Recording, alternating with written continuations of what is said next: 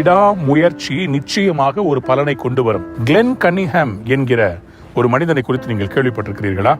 அமெரிக்க தேசத்திலே the fastest மைலர் என்று சொல்லி அவருக்கு ஒரு புகழ்பெற்ற பெயர் இருக்கிறது. கன்சஸ் மாகாணத்தில் பிறந்த அவர் ஸ்கூல் படிக்கும் போது ஒரு நாள் ஒரு பயங்கரமான ஒரு தீ விபத்திலே சிக்கிக் கொள்கிறார். அதில் அவருடைய சகோதரன் அந்த தீயில இறந்து விடுகிறார், எல்டர் பிரதர். இவருடைய உடம்புல கீழ்ப்பகுதி முழுவதுமாக அந்த தீயில இரையாகி விடுகிறது. கால்கள் ஆம்புடேட் பண்ணுன்ற நிலைமையில அவரை டாக்டர் சொல்றாங்க, அவன் நடக்கவே மாட்டான்னு சொல்லி சொல்றாங்க. ஆனால் இந்த மனிதன் தனக்குள்ளே ஒரு ஸ்ட்ராங்கான வில் பவர். ஒரு நாள் சேர்ல உட்கார்ந்துட்டு இருந்த கிளென் தன்னுடைய இருதயத்துல வாழ்க்கையே வெறுத்து போய், இல்ல நான் நடந்து ஆகணும்னு சொல்லி சேரை விட்டு கீழே விழுந்து தன் கைகளினாலே தவழ்ந்து பக்கத்துல இருக்கிற ஃபென்ஸை போய் பிடிச்சு அந்த ஃபென்ஸை பிடிச்சு அப்படியே மேலே ஏறி கொஞ்சம் கொஞ்சமா நின்னா. டெய்லி இதே மாதிரி செய்வான். அவங்க அம்மா அப்பாவுக்கு தெரியாம அவன் இந்த ஃபென்ஸை பிடிச்சி எழும்பி நிக்க ஆரம்பித்தார். அடுத்தது நடக்க ஆரம்பித்தார், ஓட ஆரம்பித்தார். நடந்தது என்ன? 1932 இருந்து 38 வரை நடந்த அந்த எல்லா ரன்னிங் ரேஸ்ல he won all the big six ன்னு சொல்லுவாங்க.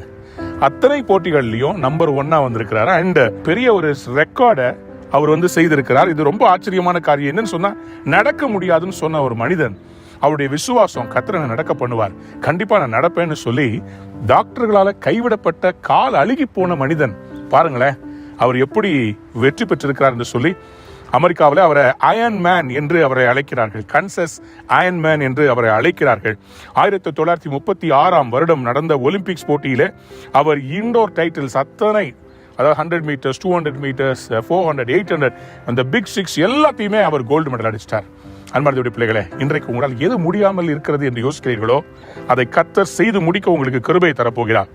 நம்ம செய்ய வேண்டியதெல்லாம் ஒன்றுதான், முயற்சி செய்ய வேண்டும். வேதத்திலே ஆபகுக் தீர்க்கதரிசன புத்தகம் 3 அதிகாரம் 19 வசனத்திலே, அவர் என் கால்களை மான் கால்களை போலாக்கி உயரமான ஸ்தலங்களில் என்னை நடக்க பண்ணுகிறார். ஆண்டவர் உங்களுடைய கால்களை மான் காலா மாற்ற போறாருங்க. உங்களுடைய பிரச்சனை மாறலன்னா உங்க காலை மாத்திடுவார். உங்க பிரச்சனை அப்படியே மாறாம இருக்குதுன்னு பார்க்காதீங்க, கீழே பாருங்க, உங்க காலை கர்த்தர் மாத்திடுவார். உங்க கால ஆண்டவர் மான் கால், அதாவது மலையில் ஏறுகிற மான்களுக்கு ஒரு விசேஷமான கிருபை இருக்கிறது. கால் கொஞ்சம் வளைஞ்சு இருக்குமா, அந்த காலில் அது அப்படியே அந்த மலையில ஏறுறதுக்கு ஈஸியா இருக்கும். அன்பானுடைய பிள்ளையே, உங்களை உயரமான ஸ்தலங்கள் நடக்க பண்ண போற இந்த நாள் மாற்றத்தின் நாள். God is going to change your legs like the deer's feet and you're going to climb high mountains. What is not possible today, God says try again, definitely you will achieve.